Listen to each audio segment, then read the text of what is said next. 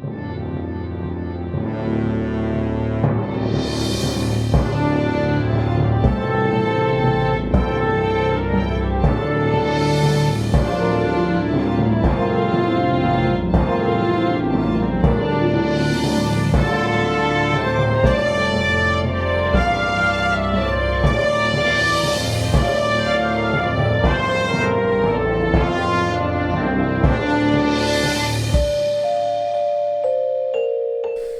and welcome to Creature Guys. Oh, no. That's not the name of the show. That's not the name of the show. Hello and welcome to Creature Club, the show where we talk about the monsters in Dungeons & Dragons 5th edition. Or other editions, but mainly 5th edition. I am Mikey, and joining me as usual is Tim. Hello, I am Tim, and I'm over here. Tim's over there, and the man, the myth, and the legend. Is he here? Daniel. He's here. Hello, I'm here. I'm stuck in a box. It's on my leg. What? I help. Who boy? I'm stuck. We You're stuck finally in a got box? Daniel for a show. Finally. It was hard to get him, but we got him for one show. You're stuck Yeah, in this a box. this cereal and it's on box your that you leg? got me with is a good trap. It was a good trap. Very That's good. You're a good. You're good with a balanced breakfast, I guess. Mm-hmm. I Yeah. tried my best to climb inside to get the Treasure Planet CD, and now I'm stuck. So Is your hand at least on the Treasure Planet CD? Is it like you're holding I can on to feel it? something CD shaped. So I'm hoping it's the Treasure Planet CD. And Oh, if it's just not, a Action Man game. All right. Oh no! It's going to be Nickelback's Curb, the album that nobody really liked and didn't have any hits on it. So Oh, it's man. not even. Yeah. Sorry. What was I saying? Oh yeah, this is a podcast where we talk about D&D. That's about it. Yeah. I think we have like a counter going on where every time we start an episode of Creature Club and we're like, what's this show about again? What do we do? But yeah, we're talking about monsters in D&D. What we normally do for you guys who are just joining us is we go through the monster manual alphabetically, and for each episode we pick a monster and we talk about that monster in terms of the history of in the game itself and the history of in the real world, if any. And this week we are doing the Demilich. We said we've been doing it for a while, so we might as well do it today, and it's next on the alphabet. Do you guys know anything about? Jump. Yeah, might as well jump. Do you guys know anything about the Demilich? It's half a lich. Well, there That's you what go. demi means. It's like a demi baguette. I wouldn't say half. He's just a head. He's just a floating undead head. I could. That's the important half. I do have some notes on the Lich. I could just read you every second word in my notes, and we could see how that goes. All right, let's do it.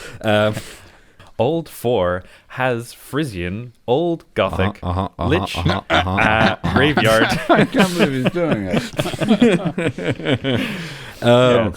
So we kind of decided that we weren't going to dive too deep into the lore of the actual Lich, since this isn't the actual Lich boy. There is enough in the description in the book that we'll be reading out that I think establishes a Demilich as pretty much its own thing, but later on, when we get to L in 100 years' time, we'll dive into the lore that I have prepared. The lore, the sick lore. Yeah. Yeah, definitely. So let's read what it has here on the Demilich in. Actually, before that, when did the Demilich, as this guy, not the Lich, but the Demilich, when did he show up in D&D, guys? Do you know? I do. It's actually a very interesting answer. It is the first emergence of the Demilich, and that's actually covered here in the green box in the monster manual, although it's entirely in lore terms and rather than in sort of timeline terms, is the first Demilich appeared in the Tomb of Horrors, one of the most iconic D&D adventures of all time, famously a dungeon which was sort of very bad and dangerous, and basically every room was a trap to kill the players. It's very popular in the context of kind of competitive D&D, where it's very much you against the DM and you're trying to win, and it was run at conventions and things like that, and there was people who try to get through it as quickly as possible, or like while losing as few characters as possible. Yeah. But it isn't necessarily a lot of fun for a normal game, depending on what you're in for, or depending on what you like to play. There is a version of it in Tales of the Yawning Portal if you guys are interested in playing Tomb of Horrors in 5th edition. So if you have that book on your shelf, then pick it up right now and look at that. But continue, Daniel, you were saying? Appeared at first in Tomb of Horrors, and then... Oh, and interestingly enough, it also appeared in the Lost Caverns of Sojkanth, if you guys remember that. Sojkanth? Famously, the home of Sojkanth, the Behir, if I recall correctly. Ah. Cool. Which was the first appearance of the Behir. So then it was later reprinted in the Monster Manual 2, and then it showed up in every edition since. That's it, really. There's not much to say on it. It's really famous for being in Tomb of Horrors. And in fact, as it says here, that's Akarak? I would pronounce Acererak? it Acererak, yeah. Acererak. The Eternal. Sorry for getting your name wrong. Acererak. Yeah, sorry, Acererak. He's the first Demilich. He was the one who built the Tomb of Horrors, and he was the Demilich you fought at the end of the Tomb of Horrors, or I guess one of the endings. I honestly know nothing about the Tomb of Horrors, and I don't really care to find out. Multiple endings. I mean, I assume it's a dungeon. I guess one of the endings is you just leave. Is it like the movie Clue, except it's in Dungeons and Dragons form? Yeah, every single copy of Tomb of Horrors. Tim Curry is a valid ending. Yep. Hugh Jackman is an ending. Hugh Jackman was not in Clue. I don't know who was in Clue. I only know Tim Curry was in Clue. Hugh Jackman. It's a good film. Watch it. I just guessed. Yeah. It's a solid guess, to be honest. Just like, I don't know any actors. Hugh Jackman, sure, he's in that film. Yeah, he seems to be in everything these days anyway. Yeah. So we do have a tasty little lore section here, a little quote from an epitaph of a Demilich. Shall I read it, or would one of you like to read it? No, go ahead. Go for it, Tim. I'll do one of my silly voices, and then I'll edit it in post and make it sound really evil. So, parents, don't make it too scary. We might get too scared here. Okay. Yeah. Well, we do have the explicit tag, so you can make it kind of scary. Okay. But that's just because we say the F word sometimes. That's because we cuss out constantly. We say like the word sailors. Farts. Yeah. Well done. You don't just say it out of context. That just means you're saying the bad word. Yeah. Anyway. Yeah. So I'll read it in one of the layers that I will do. So enjoy. I, Acererak the Eternal, beckon you to your doom. Come, foolish ones, plunder my treasures if you dare. Others have tried, all have failed. From your skin tapestries shall be woven, and your bones will carve my tomb. Only I am beyond death's reach. Only I know the secret to true immortality. Yeah, no, I'm not going in that dungeon. Okay. It's like abandon all hope, all ye who enter here. All right, I just won't enter then. No, come in, please. Go on. Oh, please. Joke's on you, I don't have any hope. Yeah, spooky stuff, but I guess that's a good way of starting a adventure. You know, putting on the front, putting on like a little notice board in front of your Tomb of Horrors. Like, who would notice? What does it say? Okay, all right, cool, that's fine. All right, all right, I give up immediately. Cool. Yeah, so that's cool. So Acererak, Acererak, he's one of them. The first guy, the first Demilich. The first man ever. First man. Do you know the film? First Man with Ryan Gosling. You know that film, First Man? That's this guy.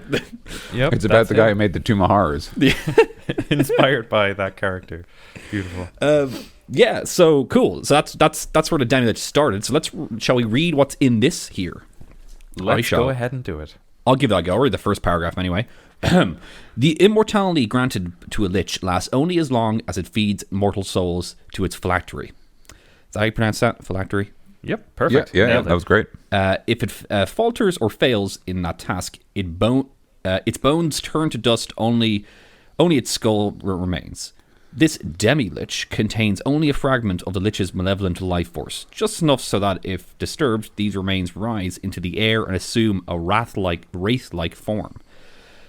Also, it's wrath-like, I guess, because he's wrathful. The skull then emits a terrifying howl and that can slay the weak-hearted and leave others trembling with fear. Left alone, it sinks back down and returns to the empty piece of its existence. Few liches seek to become demiliches, for it means an end to the existence they hoped to preserve by becoming undead. However, time can erode lich's reason and memory, causing it to retreat into its ancient tomb and forget to feed on souls. Okay, cool. The spells it once knew fade from its mind, and it no longer channels the arcane energy it wielded as a lich. However, even as a mere skull, it remains a deadly and vexing enemy. Scary stuff. Yeah, so even that shows there, like, Demilich, he's, in mechanic terms, it's a, level down lich, basically. Yeah. It's kind of wasted away. It's like a lich that has kind of forgotten its vow to itself, its kind of decision to become eternal and remain powerful. It definitely wants to stay eternal, but it's like, I'm eternal now. What else was I gonna do? Right, next paragraph. When you guys take that? Enduring existence. Even after a lich is reduced to a demi-lich state, its phylactery survives. As long as its phylactery is intact, the demi-lich can't be permanently destroyed. Its skull reforms after 1d10 days, restoring the creature to its wretched state. If it has the presence of mind to do so, the demi-lich can reclaim its former power by feeding just one soul to its phylactery. Doing so restores the demi-lich to lich form, reconstituting its undead body. Ooh. Undead nature. A demi-lich doesn't require air, food, drink, or sleep. So great is a demi-lich's will to survive that it always has the maximum number of hit points for its hit die instead of average hit points. Ooh. Nerf, when? Please nerf Demilich. There is OP. layer actions and stuff, but we want to save them for the stat block, actually. Yeah. Makes sense. Cool. Yeah. So that's a Demilich. That's what's written down there. So shall we just cut to the good bits, cut to the chunky parts, to the spicy bits of the meat and potatoes? A spicy boy. Yeah. Yes. Let's go on. Yes. Yes. yes. Sorry, I was trying to make the same waveform every time. It didn't work.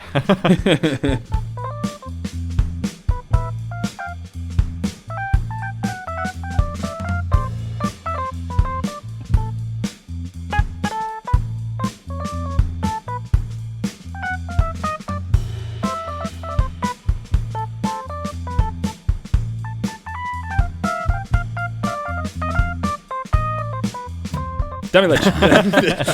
Demilich. Tiny undead, because he's a head. Neutral evil. Armor class 20, natural armor, because it's a head. Hit points 80, 20 d4. Once again, it's always maximum, so there we go. Speed 0 foot, because it's a head, but it can fly 30 feet, and that's a hovering fly. He's got 1 strength, he's got 20 dex, he's got 10 con, 20 intelligence, 17 whiz, 20 charisma. Wow. Talk about min-maxing. Yeah, very. Cool. Saving throws: con +6, intelligence +11, wisdom +9, charisma +11.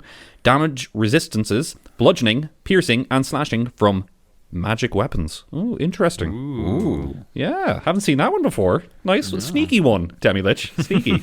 I see what you're doing. See diagonally. Sneaky one, Death. Damage immunities: necrotic, poison, psychic, bludgeoning, piercing, and slashing from non-magical weapons. All right. That's not. This is weird. Condition immunities: charmed, deafened, exhaustion, frightened, paralyzed, petrified, poisoned, prone, stunned. He's got, and he's senses: true sight, 120 feet, passive perception 13. He's got no languages, and he has a challenge rating of 18.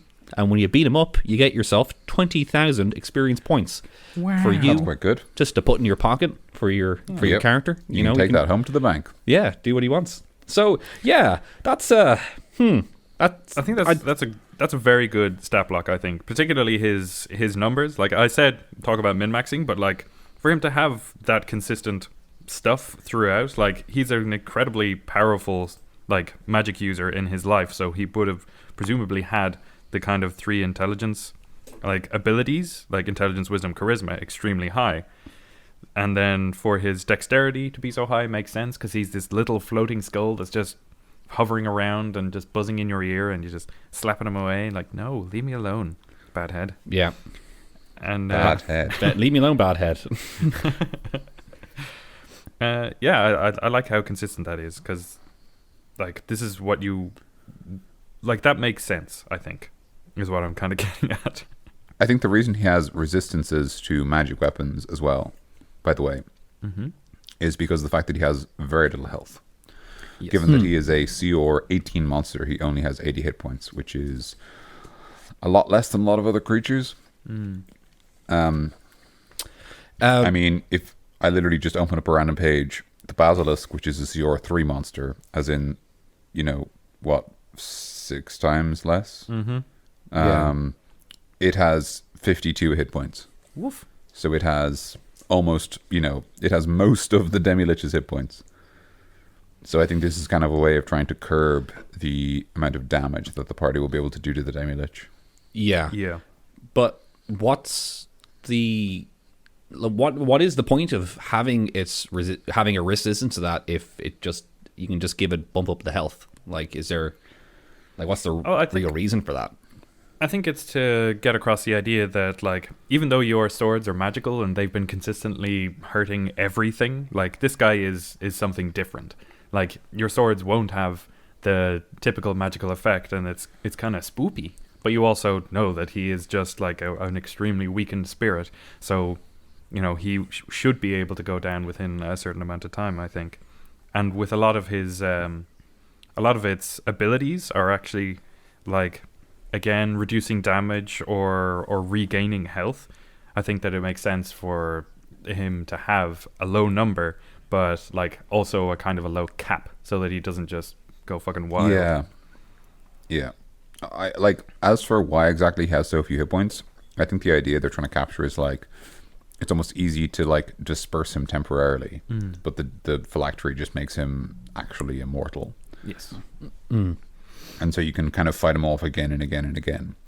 And if you are, level 18 heroes, assuming you land a couple of good hits early on, you'll probably be able to kill the Demilich outright in a few short moves.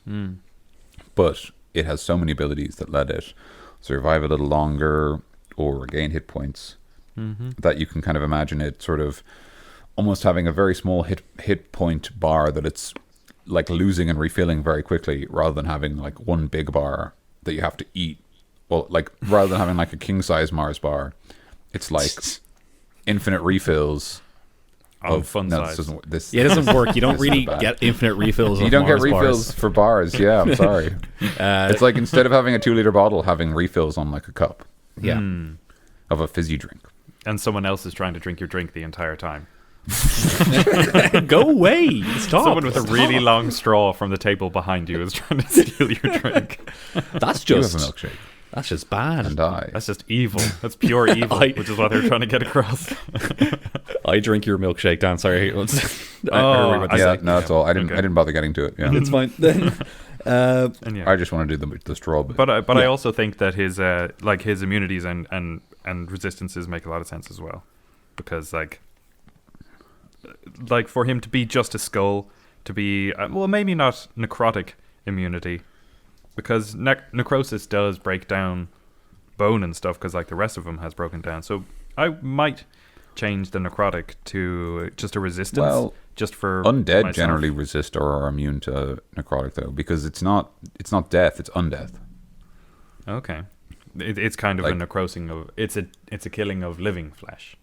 Well, necrotic magic power does not equal necrosis. Okay. Necrotic represents like death or negative energy. So if we assume that this creature is already dead and feeding off negative energy. Okay. And psychic as well is another good one, because a lot of stuff. I think it's just 'cause he's mad. Yeah. yeah.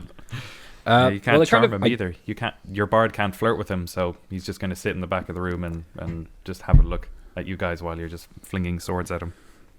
I got a crit 20 on my persuasion. I can marry the Demilich now. That's just what happens. That's D&D. He is one of the romance options. Yeah. in my campaign, so that's fine. I already have a full side art story for that. So Have you just walked into my? Have we talked about that on the show, actually? I don't know, but Romancing it's still the Lich. my favorite idea. No, it's friend of the podcast, Robert Cole. I think we were fighting a Kraken in his campaign, and someone just made a joke about like trying to romance the Kraken. And I think we were talking about like Mass Effect, and he was like, wouldn't it be funny if like in a campaign you just like you literally rolled randomly and like 7 NPCs were just the romance options of the campaign? But like there was no, like the dice didn't, sort of like they didn't vary in any way. So it was as likely that like the main bad guy is a romance option as like a random NPC tavern keeper. That would be great. And I just thought like it's just such a funny idea that like it's just like, oh, was he one of the romance options? Oh, I didn't get my ultimate sword because of that. Yeah, you have to romance every single romance option, or else you don't get the 100% ending, the true ending at the end. The true ending, yeah. A life fully lived. You only unlock your signature weapon by romancing, one of the designated romance options. So Yeah. Yeah, So that's funny. It's abilities now. The first ability on this little list is avoidance. If the Demilich is subjected to an effect that allows it to make a saving throw to take only half damage, it instead takes no damage if it succeeds and on the saving throw, and only half damage if it fails. So that's evasion, typically, for most people.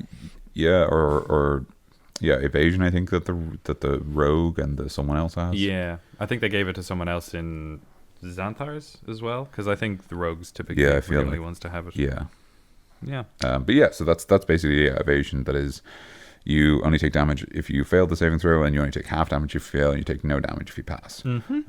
This is a great ability, both given that the monster is supposed to be a tiny flying skull, barely comprised of matter as much as it is just living magic, Agreed. and also the fact that it has no hit points and therefore cannot afford to take damage down. It's just zipping around the room. Like it has a hover speed, but it doesn't have like. Is there like a restriction to how high they can hover? Like, No, hover just basically means they can ignore physics when they fly. oh, sweet. So they don't have to like use wings, or they don't have to like follow air currents. So it's basically just a way of saying it's magic, so you don't have to obey the rules. Like, But Daniel, like how does it work? Daniel, please. literally magic. But I need magnets. How do physics they to make work? sense. It works with magnetism. Yeah. Ah. It's just a big magnet inside a skull that yells at you. How do they work? Turn immunity. The Demilich is immune to effects that turn undead. And also legendary resistance. It has 3 of those. If it fails a saving throw, it can choose to succeed instead. We see that ability a lot on legendary creatures. So lets them not fail, because sometimes they don't want to. Yeah. Creature Club tip. If you guys want to make a boss, give them a legendary resistance, because they all have them, and it's just it's something to fill out the stat block, and it's kind of cool if you want to make your guy seem badass and powerful. So give them a legendary Just resistance. give them like 1 legendary resistance and like 2 legendary actions. Yeah. Yep. And the legendary actions are I'd just say- like move, punch a man. And that's it. Punch I've- a man. I think for a lot of the games that I've seen that have used legendary resistance, the DM will often just say, they passed because of legendary resistance. And that's kind of upsetting, because like that's not giving your boss fight any extra thing. It's just like, he rolls, he fails, but he uses a legendary resistance. So he looks like he takes the damage, but he just stands up and brushes himself off and looks no different. I think it's even nice for the players to know we're burning his legendary resistances. Yeah. And he has limited number of those. So eventually we can wear him down if we keep doing this. Wear them down yeah. if we keep doing this. Like, if you kind of make it obvious describing the hit of your boss, or like this Demilich, like you try to hit it and you can see it looks like it's about to go, and then it, last minute just like shakes it off, and then it seems to pass somehow.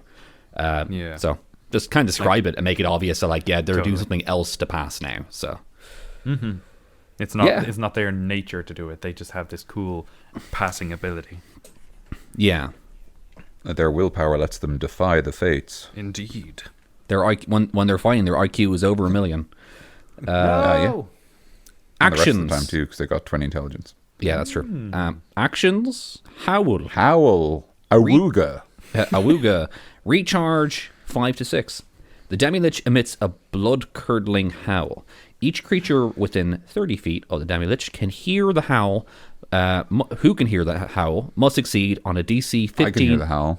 Can you? Must succeed on a DC 15 Constitution saving throw or drop to 0 hit points. On a successful I failed, but I'll use save. the legendary resistance. Yeah. On the successful save, the creature is frightened until the end of its turn. Till its next turn. Wow. So it's either you die or you're just spooky. Or you're you run spooked. away. I mean, it's not that you're spooky. Italian Spider-Man. You are spooky. You are spooky. You start You're wearing spooky, Harry. dark clothes and get claws. Yeah. That's something. That's kind of like a yeah, that's one of those bosses insta kill moves, but it's not an insta kill, it's just an insta 0 hit points Insta drop. thing. It's a funny thing to have, again, in a CR18 monster, because it's like, I drop you to 0 hit points, and then the cleric just goes, cure wounds. He's good. And then it's like, I drop you to 0 again. It's like, yeah, he had 4 hit points, dog. Cure wounds. It's sure, just like, sure. he's good. Waste your howl again. All right. Well, I suppose using the howl multiple times would allow. Oh wait, no, he doesn't have virtually any just normal fighty abilities. He can't just. He only has 2 attacks. He needs and the other laser one, beam eyes. That's what he needs. The other one does let him attack people normally. So his other attack is Life Drain. The Demilich targets up to 3 creatures that it can see within 10 feet of it. So it needs to be really close for this one. Each target must succeed on a DC 19 Constitution saving throw or take 21, 66 necrotic damage, and the Demilich regains all hit points equal to the total damage dealt to all targets. So what's interesting is that's the damage dealt. Now, I don't actually know the interaction well enough, but I wonder, is that a case that it deals 66, but let's say we have the situation where someone gets howled down to 0 and then healed back up to, say, only 5. If they only take, if you deal, say, 15 damage and they take 5 and drop to 0, do they only take 5 damage for the purposes of the Lich's life drain, or do they take all the 15? I would say that they take all the 15, because when you drop to 0, you fall unconscious and you're not dead. Whereas, the ability to kill someone is you take all of their health and then drop it all the way back down to negative their health. So technically, they do still have that extra little chunk of health. So I would say that they still drain, your character is drained even further from through unconsciousness and into near death, I'd say. Okay. Fair enough, because I was only curious, because I wonder if it is the case that you only take damage until you hit 0, then that would mean that the Lich doesn't combo with itself. Yeah. Because it forces you to go low, and then you can heal up a little bit, because obviously you're 18th level characters. Okay. Someone's got healing. So my point would be you can you get let's say you're the barbarian, you have 120 points and you can rage to effectively have 250 hit points, and the Demilich drops you to 0 with his howl. Okay, well, now the cleric gives you 1d8 plus 4 health, and you're back up to 7, and then they life drain you, but the max they can gain from that is 7 because they just dropped all your hit points. I'm not saying it's good or bad. I'm interested in this rules interaction, because it actually because if the howl didn't kill you, or if it didn't drop you to 0, if it did something else, then the life drain would be way more effective, because 18th level characters have loads of health free to drain. You can drain them for hours. Yep. But if you drop them to 0, there's nothing left to drain. You dropped them to 0. You damage them, but and they'll lose a death saving throw, but that's the thing. Do they get health back? Yeah, that's what you're trying to say. Yeah, exactly. Yeah, and it's just interesting. I legitimately don't know whether you count as taking all the damage from an attack, or whether you count as taking damage until you hit 0. So I mean, if it doesn't matter, if it doesn't matter whether or not you're at 0, then this is fine, the life drain. But then that's weird, because it should just say. It's weird that it says equal to the total damage dealt to all targets, because that suggests that it counts how much damage is dealt versus how much conceptual damage you deal, because of things like resistances. Necrotic damage, yeah. Because that same barbarian can resist this if they have the bear totem and take half as much, so you gain half as much healing, I think. So anyway, I think don't know, for the sake of this character, I'd say that like even if all of your characters are died and he uses this life drain, it would probably still like heal him up essentially. Like he could just float over your unconscious bodies and just life drain you until you're dead. I think that makes Yeah, I sense guess that's for me. Yeah, it's all about really how you interpret it, I guess. Because if you're alive, then technically you still have life in you, and he should be able to heal himself. It's just kind of more of like a mechanics versus realism in inverted commas.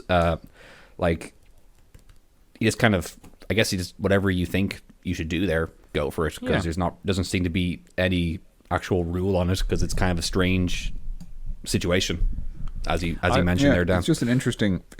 Oh yeah, it's purely just an interesting set of abilities that one of them relies on them having health for you to deal damage, and the other one relies on reducing them to a point that they have no health. Yeah. But anyway, I mean, I would say that like if the life drain is used within 10 feet of you when you are unconscious, you will probably lose a death saving throw. yeah. Well, yeah. I mean, something that's like mechanics. Yeah. Because you have to make a con saving throw, which I believe you automatically fail because you're incapacitated.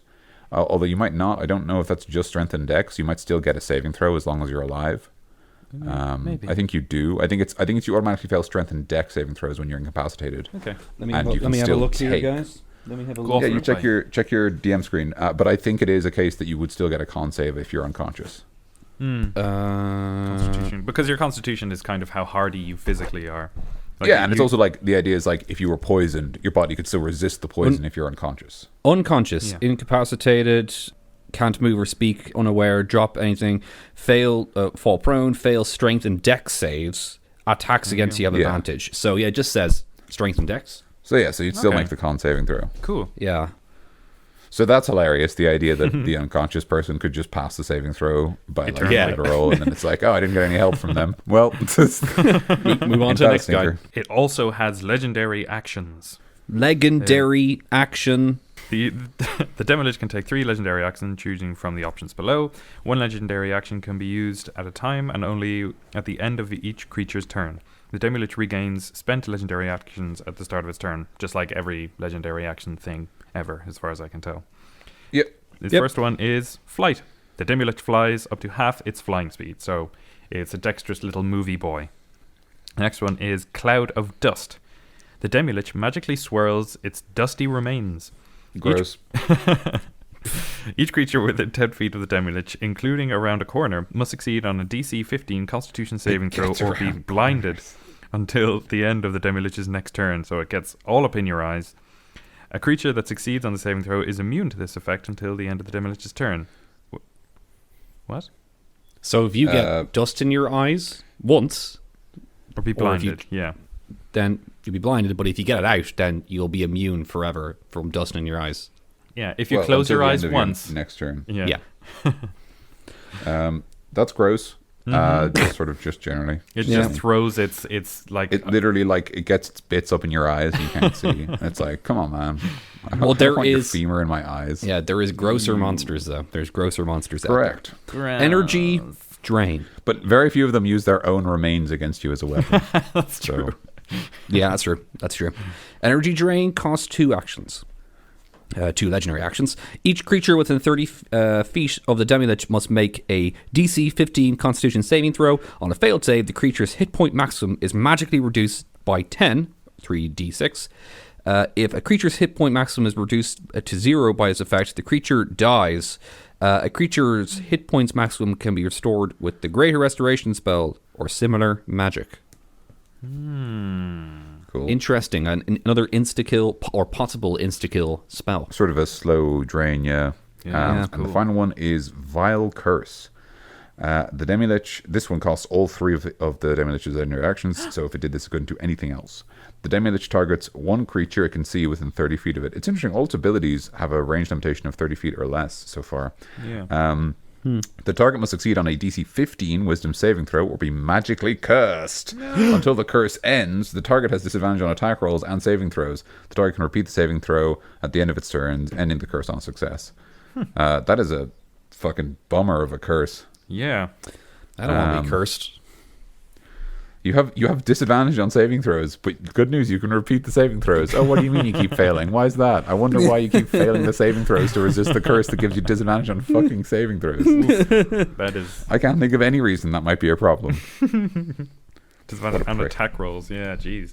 So this Yes, guy is you can no all longer about... fight the Lich, and also you can't get rid of the curse. Wow. So this boy is all about just staying alive, basically, like avoiding attacks, moving away, draining your energy, and maintaining his hit points. So it could feel like a little bit of a slog. Yeah. Staying alive. Staying alive. Staying alive. Staying alive. Proceed. Is it good? Is it helping? I think we've done it, boys. Okay, By Joe, let's keep kicking through all these different actions, and will we skip to the lair and lair actions quickly? Yes, Before we get indeed. to our dessert. Yep, lair actions. I'll just sit. Wait. Let's do the bit first. The bit before. The little Just, tasty quick bit. Yeah, a Demilich's lair. A Demilich Well, I hides was its earthly actually remains just and going. treasures. I was just going to do that, but continue, please. You said lair actions. It's the all right. Well, Oh, yeah. you know what? It's that's okay. it. The first ever Yada, yada. Creature Club kerfuffle is happening today. I quit the band. I quit. What's the first ever creature club fracas? All right, A continue, Demilich please. hides its earthly remains and treasures in a labyrinthine tomb guarded by monsters and traps. At the heart of this labyrinth rests the Demilich's skull and the dust from its other bones. In its crypt, a Demilich has access to lair actions and additional uses for its legendary actions. Its whole lair also has unique traits. A Demilich in its lair has a challenge rating of 20, so its challenge rating increases by 2, and it is now worth 24,500 experience points. Delicious. So you can use level that up, to get any level you like. or you can use it to buy some cosmetic skins for your characters. Yeah. Or you Somebody- can give it to the DM and they give you real money. Yeah, they just give you real money. No one actually tells you that, but it's a rule in the game. It's true, yeah. Yeah. If you guys want some free levels, just pay your DM and he'll level up your character Yeah, for you. basically. It works every time. It's a mechanic in the game, you know. You spend gold, you can get levels. Or just buy pizza that week for the entire group, and then I'd say your DM will like you for that and give you Yes, some. indeed. Yep. Anyway, yeah. Give you some in-universe pizza. Yeah, sounds good. Their actions. I shall read this one. On initiative count 20, losing initiative ties, the Demilich rolls a d20. On a result of 11 or higher, the Demilich takes a lair action to cause one of the following effects. It can't use the same effect 2 rounds in a row. Is this usually a thing where it you have to roll 11 or higher to do a lair action? I believe I don't believe so. I think the idea is because the Demilich is mad and not like sane or necessarily cognizant. He's only that Demi. it is. Yeah, exactly. That it's maybe not in full control of its lair, or literally it doesn't have the sense to use all its power because it's kind of going mad. Yeah. And Yeah. like it's slowly eroding away. Right. That it So, has to sort of have a burst of willpower to even use its abilities. Yep, you're right. so there. lair actions for you guys who don't know, as I guess I read there already, it goes on 20 on your initiative tracker, and something happens to the lair when you're fighting it. And what happens is what I'm about to read right now.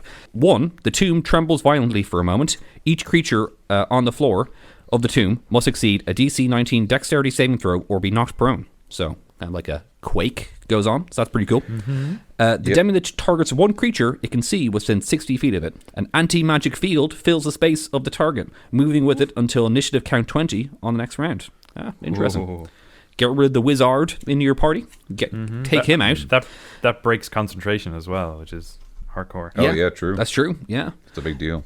The Demilich targets any number of creatures it can see within 30 feet. No target can regain hit points until initiative count 20 of the next round. Interesting as well. So if that can add a bit of spice after he puts your guys down to 0, then if he happens to get this lair action, he can knock out your Healing abilities. you can take out your cleric at a commission for healing for a little while, and that can be a bit of spice to your fight. So yeah, A spicy fight. exactly. Interesting stuff. I like how only one of them actually gives the kind of flavor. The tomb trembles violently for a moment and then describes it. The rest of them just describe exactly what happens. Like, Yeah. like we have Yeah, the that's visual true. description.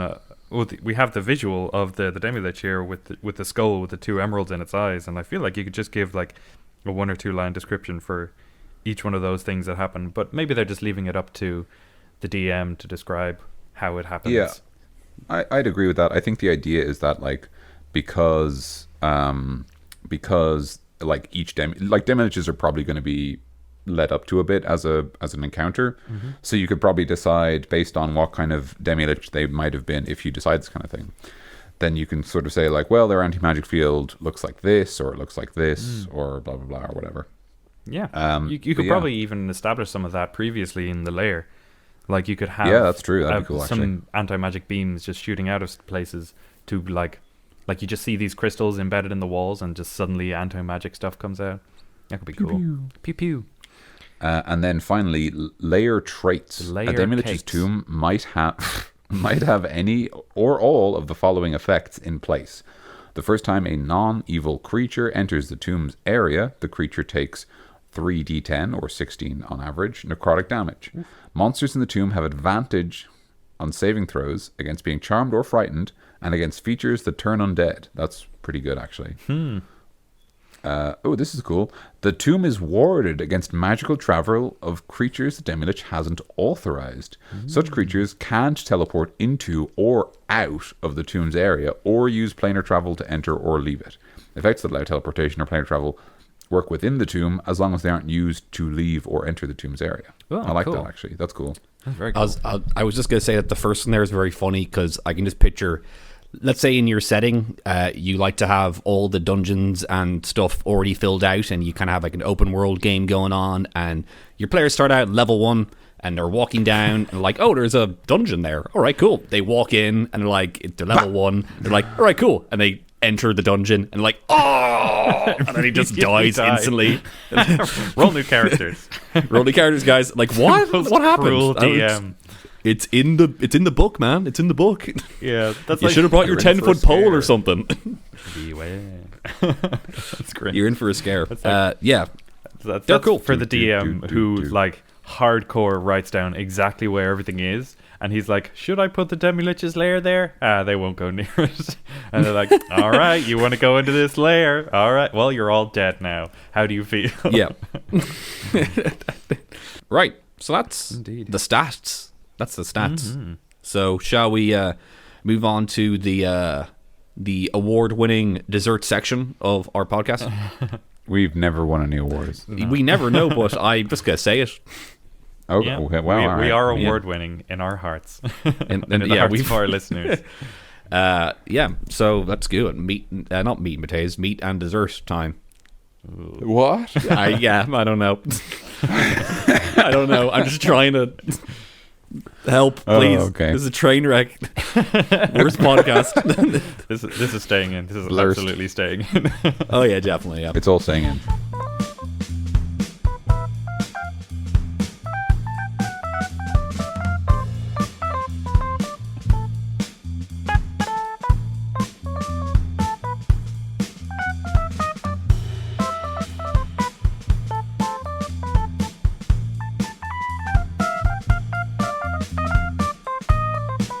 All right. Hello. Okay.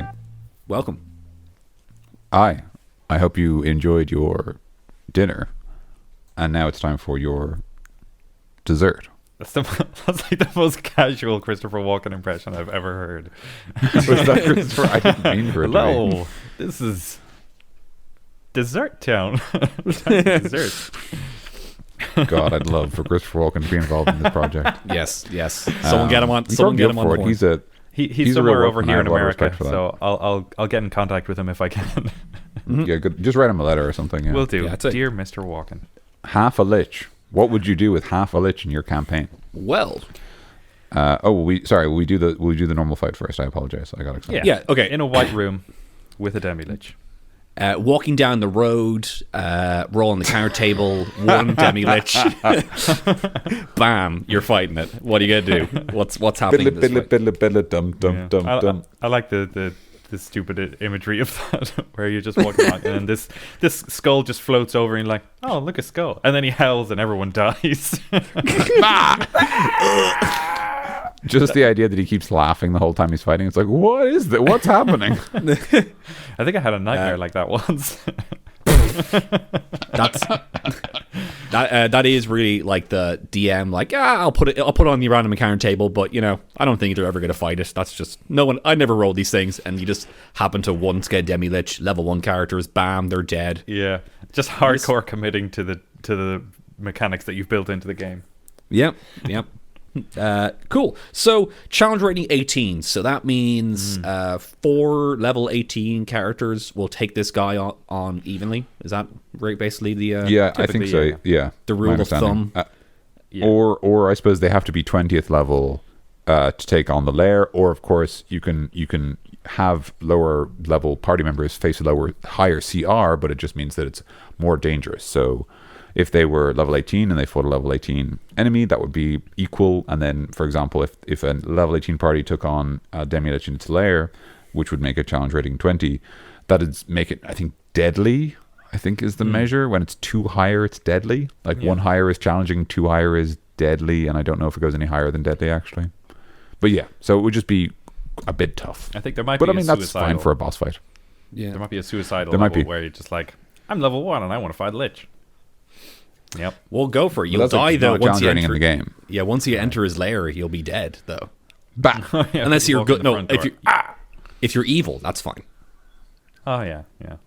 Play an evil campaign where people want to fight a Lich. I don't know. Yeah, that makes sense. So Cool. In a room, 4 people, typical party, faced with a Demilich. How does it roll? Well, I'll be honest. I think it's a pretty boring boss fight. Yep, I would agree. The Lich has abilities that reduce your hit points, and it has abilities that reduce your hit points. And once every 3 rounds, it can try to knock you prone, or blind. It can blind you, and it can give you a curse, which just means it's harder for you to hit it or get rid of the curse, As which does isn't blinding. very interesting. The main thing is like it can the stuff it can do to you is it can knock you prone, it can stop you casting spells, it can stop you gaining hit points, it can curse you so that you're really bad at everything ever, and you should just leave. Honestly, Brad, Give just up. fuck off. You're not doing us any favors right now. Just leave. You're off the team. Just You're build cut. just build a new character or stop playing, because honestly, that curse has made you useless, and we just don't want you in the game.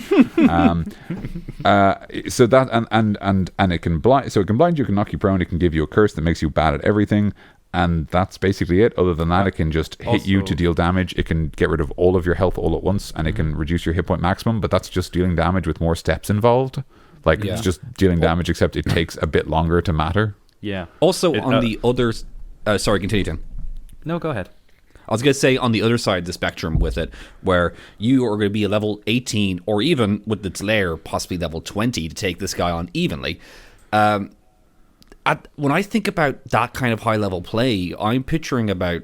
if I was playing a campaign with that, I want to fight like gods. I want to take on world-ending affairs, but this is just a head in a tomb. A fucking asshole, yeah. It's It's just- the and the it's not- leftovers of an asshole in a tomb. And Like, because of that, he can't really be like, Yeah. compelling. He's just a head. Like a lich would be compelling. He's an actual a character. lich is compelling, yeah, Yeah. absolutely. But this guy is just, as you said, a fucking bad head. That's it. Like, Bad head. It's just a dusty skull. Now, adventurers, you must face the greatest challenge of all: a bad head in a cave. yeah.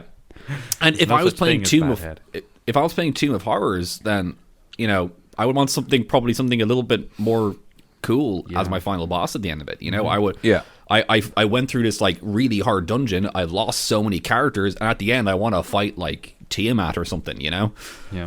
It's just going to be a slog, because Yeah, he I agree. reduces all damage, and he gains health back, and he slows for you. damaging you. Yeah, Yeah, it's not very exciting, and I can't imagine that any kind of lich would ever allow anything else into its throne room, because that's where you would typically find it, or even just out and about. Like it's not a very exciting. yeah. Like the most exciting part would probably be your friends going down suddenly, and you'd be like, "Oh shit, I got to do something about this." But then he just I think flies the, around. I think the build up is and going to just- be more interesting. Yeah, totally. Like getting like it's about the journey, not the destination. Essentially, with this guy, Yeah. you know. Yeah. It's just very dull. It doesn't have a lot of health, but it's really hard to kill because it's really good at all saving throws, and it reduces a lot of damage, and it can reduce saving throw damage from its avoidance ability, and it can just choose to pass saving throws, and it regains health for hurting you, and it can just reduce you to 0 hit points, like literally ignoring your entire health bar, which is fine as a mechanic, but kind of weird also, because it's like, all right, well, if you're going to ignore my whole health bar, then why did I bother leveling up? Like, what's the point in all these hit dice? What are they for? Like, Yeah. I'm trying to think of something that gives you a saving throw that you have to use strength in, and I don't think there even is one. Like, getting knocked over. Knocked out. Well, it's immune to being prone, right? No, yeah, sorry. As in, oh, you mean for this guy? Yeah. It's, Like, you can't grapple him because he has the dex and he can get out with dexterity, and he's basically immune to everything else. You could still grapple can- him though if you just roll better. You can still, you can also shove him, but he can use dex to avoid that. Yeah. Picture, get down, head. Slap him, just like slap this skull. And there are abilities that make you make strength saving throws. There aren't many. Yeah, I'm just trying to think of one. They're probably the ones that would do like force damage, like some of the Eldritch blasts from like, or the Eldritch abilities from sorcerers and stuff do a lot of force damage, which would probably have some strength saving throws and stuff. But I really can't think of any. So, you know, unless you know that going in and you're prepared to face a Demilich and nothing else, then you know that he has very little strength. Oh, and it has true sight up to 120 feet, so it ignores invisibility and all that other stuff. Yeah, So. yeah. It's interesting because it's a creature that like very much, it has a lot of shutdown mechanics where it just stops you doing anything. It doesn't make itself better at anything. It's not actually like it's not actually good at anything except for not dying and like bothering you. Well, that's kind of how it was presented in the kind of lore. So maybe it makes sense that it is just this boring, like, useless fighter, basically. Like it does kind of lend itself well to how it was built up. But yeah, it's not very exciting. That's the problem is like you've made a creature that very much suits the theme of a creature that used to be very magically powerful and is now just living willpower, in the sense that its abilities are very instinctual and like they just like self-preserving. Yeah, and a lot of them use, for example, a lot of them attack the body of the creatures it's fighting because they use con saving throws, which is even that's kind of cool because of the fact that like this creature is without a body, so it's using almost your weakness, like the difference between you, and all that's cool and thematic, but it actually isn't a very good like I want to play the game of D&D boss fight. Because in that context, it is you will run up to it and try to hit it. It'll probably try to fly up to avoid the melee fighters. So now it's up to the spellcasters and the ranger or the archery fighter to deal with it. And then it curses them so that they can't shoot it good.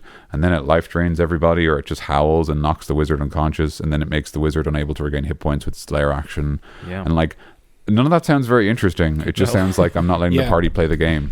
Like, I just looking at the stat block, a lot of the times I can just picture a party TPKing because of the stat block, and even if you find a way to beat it, I just don't see a fun way of beating this guy, you know? Yeah, it seems like maybe a lot of like probably cheap tactics maybe, but it's just not a fun, compelling like D&D fight. It's just like, oh, we're down, all right, heal for 1 hit point, he's up, and then like, I don't know, it's I just don't see an interesting fight too much in this guy.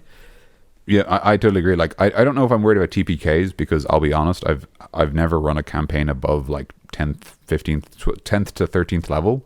So I literally do not know what 18th level D&D looks like, and so I wouldn't comment. But like, my instinct says it's probably really hard to TPK a party at that stage. At the very least, unless you have that layer trait that makes it impossible to leave, they just fucking leave. So, and that's a valid response to a boss fight like this, by all accounts. Just no bad. So I'm less worried about like, you know, this might be too hard for my players, but like it's more like, well, they're 18th level. I have a huge book full of cool monsters. Is this really what I'm going to have them fight? It deals damage and it takes a bit of your hit point maximum. It takes 3d6 of your hit point maximum. What's that? You have over 200 health. Oh well, I guess Yeah, and you can just get rid of it with greater restoration, which I think the cleric can do at will at this stage. For some reason, it's like a trait from their subclass. Honestly, I barely understand what any of you people do, because you're 18th level. You have 18 fucking levels of player's handbook bullshit to call on. I have no idea what any of you are capable of. I don't even care what you're capable of. I'm going to give you cool boss fights, and the Demilich isn't one of them, so he's fired, basically. We don't get. We don't have too much chances to play our cool D&D games. We definitely don't have too much chances to play a level 18 D&D game. Yeah, and absolutely. if you get that chance, you don't want to do a Demilich. Do a Lich. Do a Kraken. Do a dragon. Do multiple dragons. Do something else. Anything else with this guy. do like 3 cool demons in an interesting arena. There's so many better fights here. The way that I can see the Demilich kind of working into it is if they do have like a story written or like a time limit to the Lich kind of returning, or the stories of the Lich. Like, they will have built this into some kind of story, I would presume, so that if their characters get to the phylactery or to the lair before this Lich has kind of risen, they might even accidentally like send a scout in before them to be like, oh, check out that cave, and then he dies, and then the soul is given to the phylactery. But if they, like, it's kind of branching paths, like they could go themselves, or they could send somebody in to potentially die and be fed to the phylactery to regain this Lich's abilities. Yeah, like I can kind of see imagine if you did like a prologue almost for your Lich game, where you play separate characters or something, and you go in and you fight this Demilich, and your characters like die, but you fight the Demilich, and then your characters after that, it's kind of silly. It's kind of very DM like scripting kind of bullshit, but like it's just an idea. Your characters die, they're powerful, and then they go into this Demilich, and then that just kind of shows to the players, not the characters, that there's something out there. And then when your players make their new characters, then they'll fight that Lich eventually. It might be a cool, like, this thing, he might come back, but this is what's like now. But or even to reverse that idea and like almost do the opposite, where like a Lich, maybe someone wants to bring the Lich back to full power. And like to do so, they have to like say find the phylactery, and there's like this race to find the phylactery, and if the players do a good enough job that the Lich doesn't get a chance to rise, they get to fight the Demilich as sort of a boss fight alternative, right? Because the idea is like, you don't have to fight the full power of a Lich because you actually did do the job early, which is kind of a cool way to do that. With the kind of disappointing caveat that like the bad news is instead of fighting a Lich, they have to fight a Demilich. Which isn't a huge deal. It's just a case of like, I legitimately don't believe that this creature makes for an interesting boss fight. A thought just occurred to me there. So how about if you are in a group like ours that has people who are itching to DM, you who have run a campaign up to level 18 or 19 or 20, and the thing is basically over, and you confer with one of your friends and say, hey, I want to fight a Lich with you guys. Could you run a relatively low level campaign into a dungeon where at the end there is this Demilich and he kills them, and then we're like, oh, you thought it was over, but here we go again, let's fight this Lich, just as a secondary final hurrah. Like that would be kind of cool, I think. Yeah, it would be, but it's one of those kind of like fun experimental DMing ideas. That's the thing. Yeah, that's fun to the same world the whole time. Games. It's fun to think about. It's fun to talk about, but like in reality, I probably won't do it because you just want to play regular D&D. But it's fun to talk about those fun ideas, because we're like DMs or storytellers, and we want to tell fun stories. So. Exactly. Okay, so we crapped a lot on this guy, but Creature Club, what we do is we give our ideas. So do we have any ideas to make the Demilich good in our eyes? What do we have any ideas? Okay, so I like what I would like to do is sort of try to think about. Okay, so the idea behind the Lich is that like a Lich ties their soul to some sort of magical artifact to live forever. And a Demilich is someone who has basically gone mad and forgotten that that's what they did, but they're still around because they still did it. So, like, maybe the abilities they have are more about, like, almost like madness rather than, almost like madness and decay are the themes of their abilities rather than just survival and Preservation. kind of, yeah, exactly. So, like, I think we maybe like change the howl into some sort of like gibbering that like everyone nearby has to like make a saving throw, or they start to like lose their minds, and maybe that's represented with a condition. Like, you could just say maybe you're frightened, or you could come up with a new kind of way of wording it that sort of represents the idea that, like, you know, maybe you have disadvantage on like wisdom saving throws as long as you have this effect, because you're kind of your control of your brain. Oh, it's reducing. Oh, I can't tell what's real anymore. I'm having hallucinations. Like, you know, the idea that like you're kind of being infected by this creature. Maybe cool stuff like pull the wild magic table from the sorcerers, from the PHB. And like take that and like change it, maybe like make it worse, right? Maybe more corrupted and like dangerous. And so like maybe have just a rule that like one of the legendary actions of the Demilich is just roll on this table and something happens. It like, and maybe just have a rule that like whatever happens, it can't negatively affect the Demilich. And like, you know, that's just a blanket rule. So like it's like, oh, the event is everyone gets reduced. The event is fireball happens, but it's at 7th level. You know, the event is like, you know, like literally just this big table of bad stuff happening. Try to capture the idea of like barely controlling your magic, barely being aware of what you are, but like still wielding this terrifying power. Yeah, I was going to suggest something similar to that, but now that you kind of mentioned the wild magic table, it might be perfect for it as well. But I think you can keep this guy similar to what he is, but make the lair interesting. Make it crazy. Make it, I don't know if we're stepping on the Beholder's territory too much here, but make it that his magic is so powerful that he's like kind of warping reality and making it mad so much because he can't control his magic. And use the wild magic table. Use that where maybe not a lair action, and maybe, as you said, a legendary action. He does a wild magic table, but the layers, maybe rocks are falling everywhere. Maybe like he has like zombies coming out of like the walls or something, and they have to fight too. Maybe lots of weird stuff's happening in this layer just because his magic is so powerful and he can't control it. So come up with interesting layer actions and throw them in there.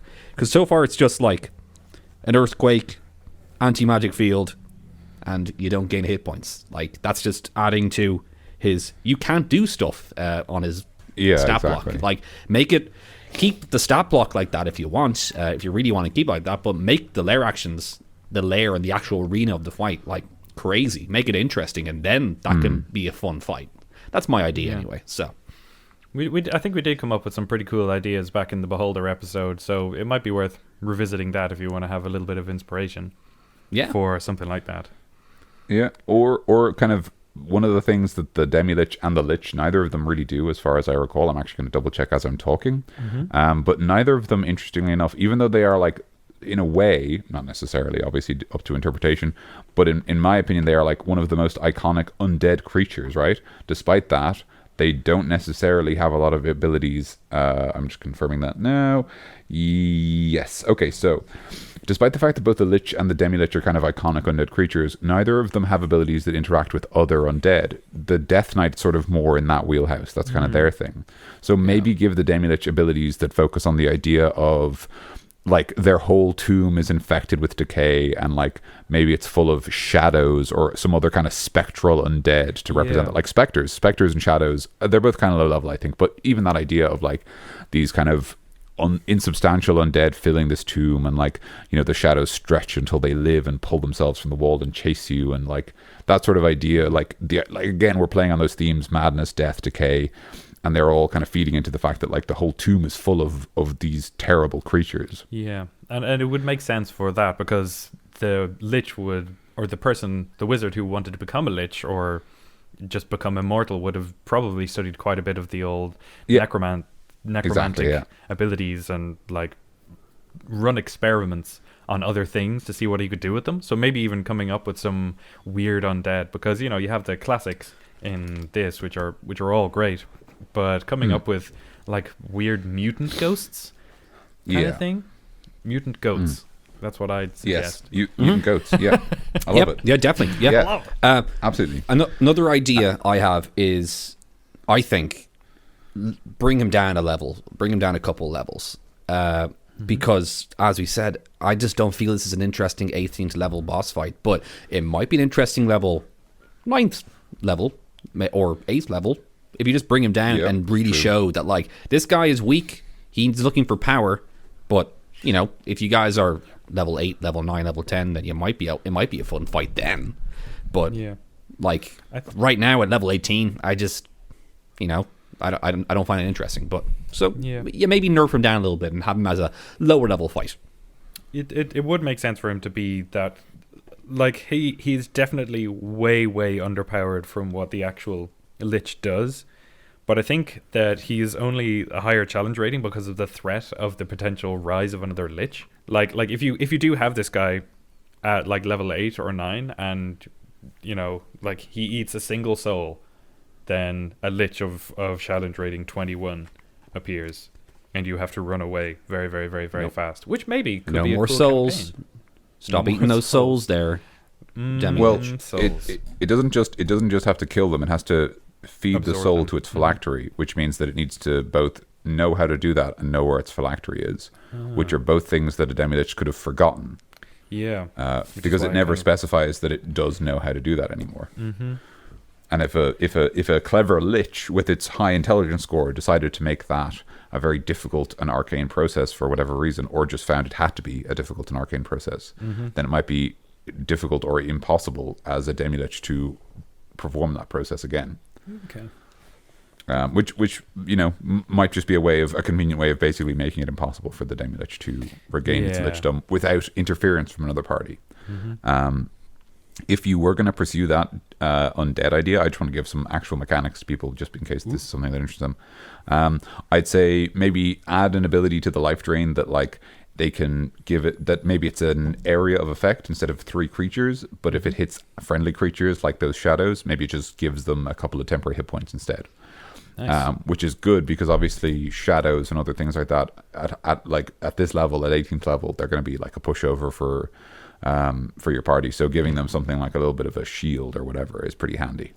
Other stuff is, I think a legendary action to summon a low level undead is totally reasonable. Maybe even like D4, like summon D4 shadows or specters or whatever would be kind of cool. I just what you said about the light drain there, I just have a cool image in my head of you're fighting in like a pit full of like skeletons or zombies. There's just like dead bodies everywhere, and this Demilich's head's there and he's floating, and he uses his life drain and he kind of disperses your health into these dead bodies, and then they just jump up and start attacking you as well. Instead of like using a howl, he does something like that where like there's a horde of zombies attacking you as well as this Demilich. That's kind of cool. But continue down. Yeah. No, that's a great idea. Like, yeah, you could have it for, like, you know, for each enemy creature affected by this, you can create one skeleton or one specter or one shadow, that kind of thing. Yeah. So that like every time it successfully damages. Sorry. Yeah, well, yeah, you could do that. Like, I wouldn't, because it would be math and I wouldn't be bothered. I would just say, if you take damage from this ability, he gets to create an undead. Yeah. Because that just means less math, and it's really the same, right? Because it's going to be an average of 66, and like skeletons probably have a little less health than that, unless you're going to change their hit point maximum. And why would you bother doing that? You're just it's fine. I'll just have it. It gets a skeleton. It's fine. Like, so yeah, so that's what I'd do, is I'd say, like, okay, whenever your life drains you, he can give that, he can also life drain, you know, the because it's like, it's bad energy, it's necrotic energy. If he feeds it into undead creatures, they rise back instead of dying. And that idea that maybe if he does hit you and you fail the saving throw, maybe we reduce the damage, right? We say instead of 66, it's 4d6, but he also gets an ally. Yeah. And that's pretty good. That's kind of interesting, and immediately makes the fight more crowded and gives people who focus on big area of effect spells more stuff to do. Yeah, lets the cleric do some cool turn undead and stuff like that. Yeah, it'll make your level 18 characters actually feel like badasses now, where you're mowing down these room of zombies. Yeah, exactly. Yeah. I just had a kind of cool idea. So maybe the Lich, before they became the Demilich, Like, I just got this image in my head of this kind of checkerboard floor, like it's basically looks like a chessboard. And when your characters enter, they face this Demilich, and when it casts its energy drain or its life drain on an area, as we're suggesting, the area that is on the checkerboard, the black and white spaces, the black spaces will summon some form of thing that the Lich had been summoning or working on. Because the idea of the Lich isn't necessarily to just be all undead. Like, they want to remain magical and powerful forever, so they will have experimented not just on undead, but with demons and devils, and maybe having this board in front of them, they like use the last of their energy to pump this last little bit of power into the final square, and they fell into Demilichdom after they poured all of their energy into this thing, and they basically waited for another party to come along so that it could rise again, essentially. That could be a cool thing. So, So wait, what is it? I don't understand. yeah, what is it? It's basically a chessboard, kind of disco floor. Gotcha. Yeah. So got that bit. Area of effect is all of the black squares. Something different will rise from each, or even just a bunch of the same stuff. But I would definitely go for like a variety of weird and powerful creatures that are summoned when this energy is used, and maybe that will snap his memory into what he was originally doing, and he will start to remember his phylactery, and you'll see him start to like move around a bit more erratically, and then suddenly he might zoom out of the room and let his kind of newly summoned get that guy. minions Get him. deal with them. Stop him! He's leaving the room. Get him quick. Stop him. Yeah. Stop him. He's supposed to die. Yeah, we're supposed to kill him. He must die. You must die. So You must die. I think that would be a kind of cool way, because he himself is not a level 18 fight. He's a level 18 slog potentially, but I don't think he's really individual fight. So with the inspiration of your guys coming up with the like other things that he summons, I think that it would be cool to work in his work while he was alive. And I also liked the idea of a chessboard in the middle of the room. And then I thought of the black spaces, maybe like things rising out of it. Maybe like you have like they all move like chess pieces, and you have to like the pawns only move one square. And, like, Watch out for the castles. God. yeah, and then you have to like do a chess game now. I guess I don't know. I think there's in Do Devil a May horsey move. Devil May Cry 3 has that encounter where you fight a chessboard and all the pieces move, but you're just Dante and you just fight normally. So cool, fun game. But let's continue. I think that's it, really. I mean, like, you could ignore the stat block and use another stat block, but my suspicion is that maybe these abilities are partly like grandfathered from older editions. Possibly. So maybe the Demilich was always a bit like this, and so they didn't want to move too far away from it because they wanted to kind of keep its identity, which is fair. Yeah, maybe because the Tomb of Horrors is so iconic, they wanted to keep the boss pretty similar. And so that from what it was. Yeah. The only final thing is there is the Akuriach and his disciples, which is this green box over here, which amongst other basically explains that like some people deliberately turn into demi-liches instead of liches because it's more flexible as a form because you don't have a body to maintain. And so it says that if you become a Demilich like this, you increase your challenge rating to 21, which is obviously a much higher. It's 3 challenge ratings higher, or to 23 in its lair, and it gains the following additional action option, which is Trap Soul. The Demilich targets one creature that it can see within 30 feet of it. The target must make a DC 19 Charisma saving throw. On a failed save, the target soul is magically trapped inside one of the Demilich's gems. While the soul is trapped, the target's body and all of its equipment it is carrying cease to exist. On a successful save, it takes 24 or 7d6 necrotic damage, and if this damage reduces the target to 0 hit points, its soul is trapped as if it failed the saving throw. A soul trapped in a gem for 24 hours is devoured and ceases to exist. If the Demilich drops to 0 hit points, it is destroyed and turns to powder, leaving behind all gems. Crushing a gem releases any soul trapped within, at which point the target's body reforms in an occupied space nearest to the gem and in the same state as when it was trapped. Very The Phantom similar Zone. to our Yeah, so you can, basically, yeah, the Demilich can Phantom Zone your party. Yeah. Yeah, very similar also to the elemental gems that we did on the treasure trove recently. Yeah, Oh, true. Yeah. Yeah. This ability is I mean, it's cool. fine. It sounds exciting, but it's actually just another I kill you ability. That's a fun thing like, to do. That's a fun thing to do to like an NPC. I guess it's a fun thing to describe where he's dead and turns to gems, but like. He's emeralds now. He's not alive anymore. Like that's pretty overkill. Can you just kill me normally instead of like turning me to gems and crushing them or something? Isn't that also like one of the abilities of the deck of many things, where once you take out a card, you are put into a gem and then disappeared into a different plane of existence somewhere? No, there's dungeon, which puts you in a like a super prison in the void that no one can reach ever. Was the Phantom Zone? Sorry, continue. I was going to say, and it's such a powerful trap. It says not even the wish spell can get you out, but the wish spell can tell other people where you are, so they can go and physically get you. Yeah. Was the Phantom Zone just a square in space in Superman 2? Yeah, that's right. Okay, I just the Phantom Zone is only that, obviously. Yeah.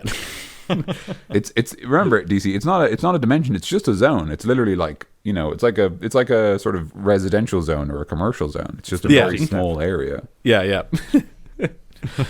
Oh man. So Trap Soul, all right. That's another fine. I kill you move, as you said. I kill you and you don't get to play D&D anymore, which makes this a good move. So and thanks, then everyone. Like that's fine. You got to kill your players, but then like it's like, all right, cool. Well, I'm not getting picked up until like 7, so do you want to just play Mario Kart now? That means that the DM won. That means the DM wins. Yeah, of course, that means the DM wins. DM has to win. That's if you're One of the DM, most effective ways to win as a DM is to trap the souls of your players. Elite strats. He has a great build up. He's got a cool idea. I think the idea of exploring a Demilich's lair is exciting, and in fact, there might be something to be said for building a big dungeon, and the party have to do something other than kill the Demilich, and the Demilich is like chasing them around the dungeon. Yeah, that's kind of that could be interesting. And maybe have some sort of ability that lets you like temporarily like paralyze or trap the Demilich and then run away, and then it sort of tracks you again later. Because then its abilities, like its energy drain, could be more valuable if it's doing that over long term. There's a bunch of ways to fix them up a little bit, but you kind of do with them what you will for the Demilich. But is there anything else we got to go through before we finish this up? Or I suppose the last thing we'll say is that, like, while this episode might have seemed very negative, like, Demilich is still fine. It's just a case of, in the context of the creatures that you use in a fight against your players. Like, for example, a great example of my issue with the Demilich is the fact that one of its layer actions lets you not heal, because the problem with that is that while it is powerful, right? It is powerful to say you're not allowed to heal for a turn. It isn't an interesting decision. Like a good combat consists of your players adapting to an environment, having to change their plan, the bad guys adapting to the party's actions, and people making decisions both based on what their character would do and also what's a good move in this kind of what is ultimately kind of a war game. And so when you have abilities like you're not allowed to heal anymore, that does not generate interesting decisions, because all that means is the one thing you could have done you can't do anymore, which means you don't think about it. And like, obviously that it's still a powerful ability, but it isn't an interesting ability from the point of view of like, if you just randomly rolled, I don't know, a d6 at your table at the start of every combat and pointed at a party member and said, for the rest of the fight you can't heal, that's not interesting, right? It's just cruel, and it just means like, oh, we can't heal Brian, so it doesn't matter how much damage he takes because we still can't heal him. So like, his hit points only matter from the point of view of like, does he have enough or not? There's no adaptation that can be done. Yes, exactly. But if you had like, let's say like a big shining gem in the end of the room, and like you can't heal, and like, oh, why? Roll Arcana check. It's maybe because of this gem. Like, all right, I run up to the gem and I break it, and I'm like, yo, you can heal now. It's like, oh, great, something like that, something in universe maybe, instead of like a layer action saying, oh, you just can't heal. You just can't. Like, or an ability that says healing is half as effective, and the other half of the healing goes to the Demilich. See, that's interesting. Ooh. Because that means, oh, wait, we can heal the wizard who needs healing, but if we do, we'll also heal the bad guy, which means it's going to make the fight harder. So can we accommodate for the extra damage we're going to have to deal when we heal the wizard who needs that health to stay up and keep doing cool counter spells against the Demilich or whatever? Yeah. Or just turn every character into a nilbog, where you have to deal damage to them to heal them. And you have to heal them to do damage to them. Yeah. Shall we wrap it up, guys? Because we're kind of over our regular time, but that's fine. He's a boss, so we can do a little bit of a longer episode for him. Right, cool. So the Demilich, use them if you want. That's basically every episode of Creature Club. I mean, I think that's our thoughts in summary, basically. Yeah, pretty much. We gave our opinions on the guy there. All right, so thanks for listening to Creature Club, guys. Thank you, Daniel and Tim, for another great episode of Creature Club. Oh, thank you, Mikey. You're very welcome. And It's been an absolute pleasure. yeah, it is. You're welcome. Yes, so if listen next week we'll have another episode of something, and if you like what we listen to, please consider subscribing to us on whatever podcast platform you use. You can send us stuff on creatureclubpodcast@gmail.com. What we normally ask for is homebrew monsters, homebrew classes, homebrew spells, magic items, whatever you got that you made yourself, send them on. And if you didn't make them yourself, please send them on, but let us know who the name of the person who made it. We'll put them in an episode later as some sort of special. Yes. We have a website, creatureclubpodcast.com, where you can find all our episodes. We have a Twitter, Creature Club Pod, and you can talk to us there all you want. Anything else, guys? What's the rest? No, you've covered everything, I think. We decided last week to maybe read out one of the podcast reviews per week that we found, and I have one right here that was submitted to us by Toulon the Puppet Master via Apple Podcasts in the United States on the 16th of April 2018. So we're catching up quickly. And it says, the title is Unique Podcast, 5 stars. I love what this podcast is about. It's a unique change to the D&D play podcasts that are in abundance out there. I like the lore and the history that is discussed about monsters, but I love Dessert Time when they talk about how they would use a monster and how to make combat fun with them. It really gives you a lot of ideas for your own games. So thank you, Toulon the Puppet Master, for that very generous 5 stars. Yeah, that was lovely. Yeah, thanks. Absolute Thanks, man. Lauding. Thanks, man. Thanks, person. Yeah. I think Yeah, our correct.